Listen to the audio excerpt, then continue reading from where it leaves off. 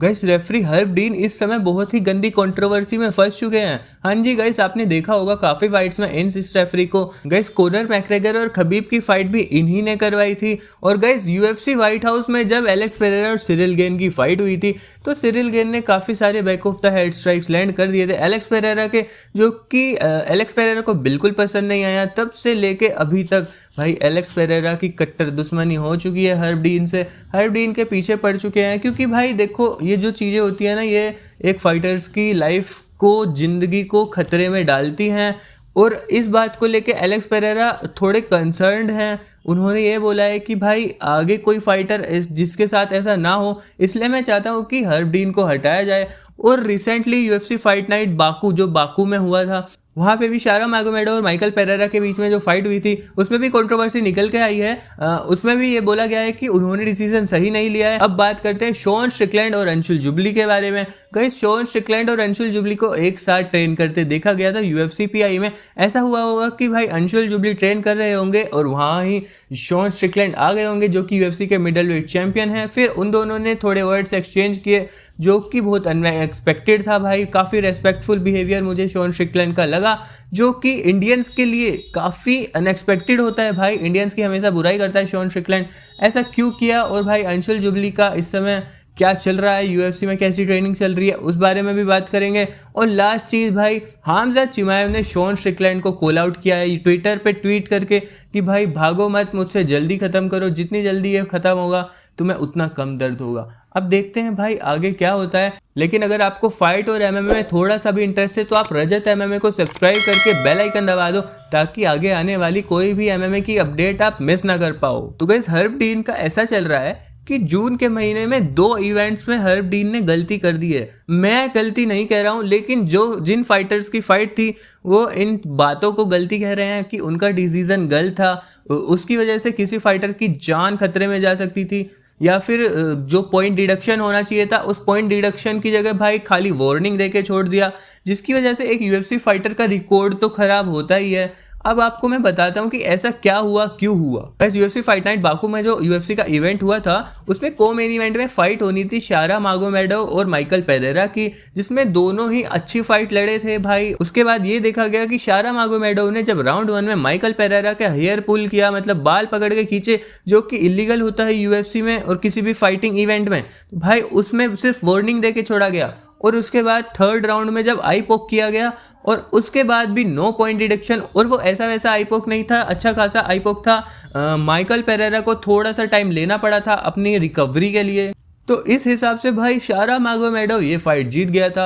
अब ये बात इतनी ज़रूरी क्यों है, क्यों हम इस बारे में इतना बात कर रहे हैं, क्यों? देखो एक फाइटर के पास अगर किसी अच्छे इवेंट में या किसी अच्छे प्रमोशन में जाने का एक मौका होता है, वो होता है उसका रिकॉर्ड दिखाकर।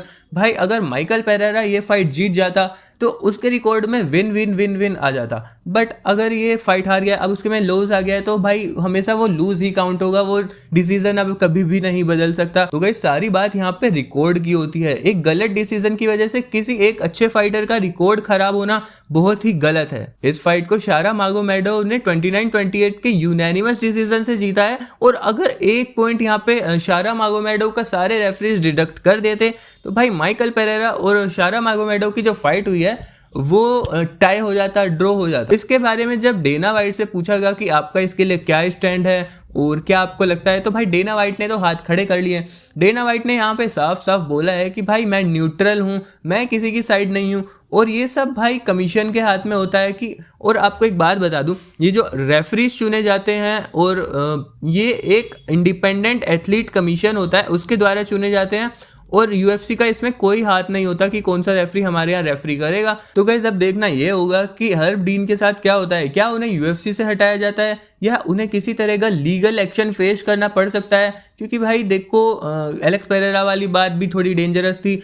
गाइस अंशुल जुबली जो कि एक इंडियन एमएमए फाइटर है, उन्होंने कुछ टाइम पहले ये बताया था कि भाई वो यूएफसी पीआई में जाने वाले हैं, ट्रेन करने वाले हैं। कुछ दिन पहले ये भी एक वीडियो निकल के आई थी जिसमें वो मेहराब द्वालिशविली के साथ ट्रेन कर रहे थे। मेहराब द्वालिशविली एक फॉर्मर यूएफसी चैंपियन है और अभी भी वो अगली फाइट के लिए ट्रेन कर रहे हैं।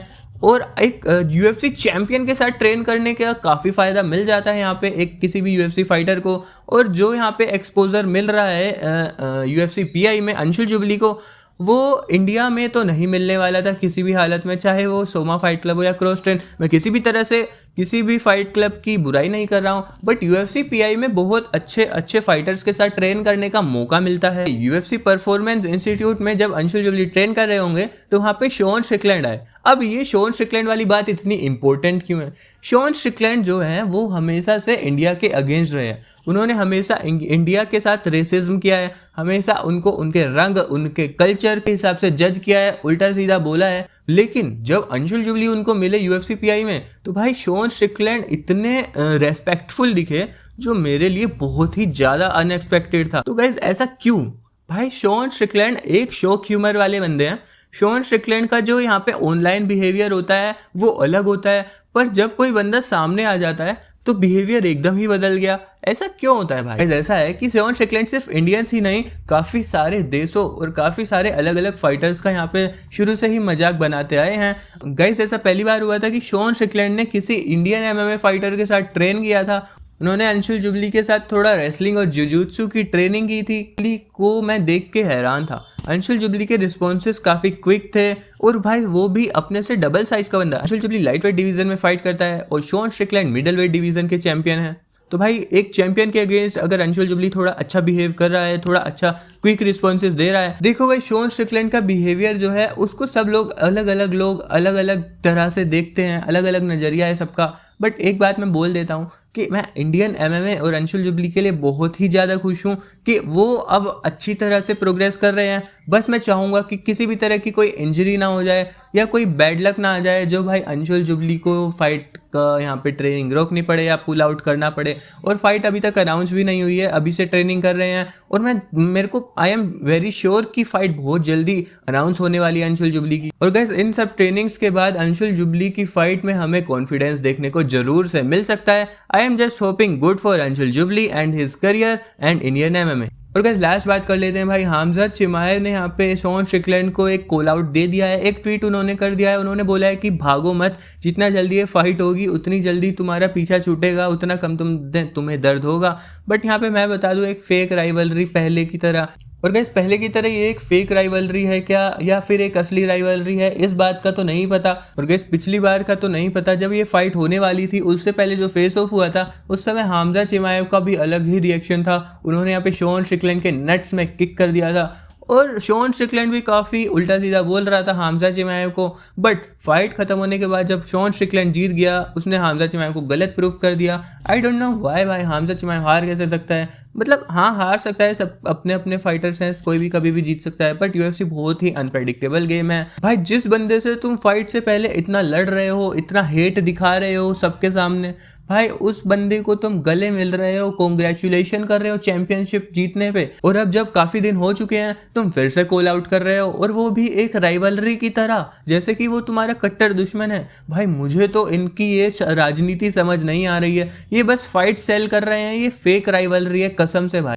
पर हमजा चिमाएव को आपने देखा होगा वो बहुत जल्दी रीमैच लेने की कोशिश कर रहे हैं, उन इमीडिएट रीमैच चाहिए उनको। अभी तो वो फाइट हुई थी, अभी शायद से 1-2 महीने भी नहीं हुए हैं उस फाइट को हुए हुए, और अभी से ही हमजा चिमाएव को एक अगली फाइट, एक टाइटल शॉट चाहिए। बट यहाँ पे क्वेश्चन ये उठता है कि अब नेक्स्ट टाइटल शॉट किसे मिलना चाहिए, नसरुद्दीन इमामोव को या फिर हमजा चिमाएव को? बाकी आप लोग कमेंट्स करके मुझे अपने ओपिनियंस बता सकते हैं। और हाँ, चैनल को सब्सक्राइब कर लेना क्योंकि सब्सक्राइबर्स बहुत